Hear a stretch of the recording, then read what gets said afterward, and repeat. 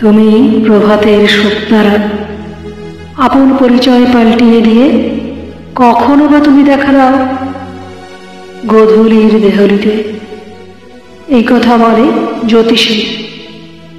সূর্যাস্ত বেলায় মিলনের দিগন্তে রক্ত অবমুণ্ঠনের নিচে শুভদৃষ্টির প্রদীপ তোমার জালো সাহানার সুরে।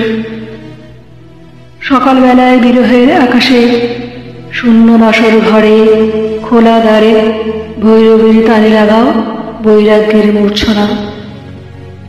শক্তি সমুদ্রের এপারে ওপারে চিরজীবন সুখ দুঃখের আলোয় অন্ধকারে মনের মধ্যে দিয়েছ আলোক বিন্দুর স্বাক্ষর।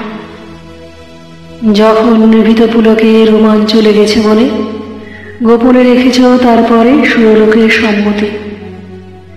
ইন্দ্রাণীর মালার একটি পাপড়ি তোমাকে এমনি করেই জেনেছি আমাদের সকাল সন্ধ্যার সোহাগিনী।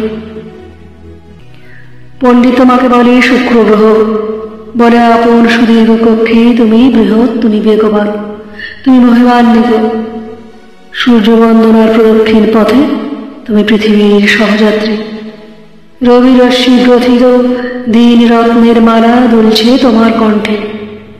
যে মহাযুগের বিপুল ক্ষেত্রে তোমার নিগুড় জগৎ ব্যাপার, সেখানে তুমি স্বতন্ত্র, সেখানে সুদূর, সেখানে লক্ষ কোটি বৎসর আপনার জনহীন রহস্যে তুমি অবগুণ্ঠিত।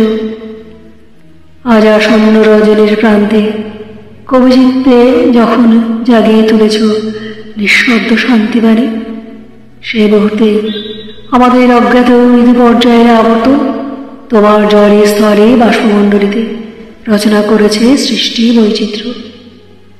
তোমার সেই এক ঈশ্বর যজ্ঞে আমাদের নিমন্ত্রণ নেই, আমাদের প্রবেশদ্বার রুদ্ধ। হে পণ্ডিতের গ্রহ, তুমি জ্যোতিষের সত্য, সে কথা মানবই।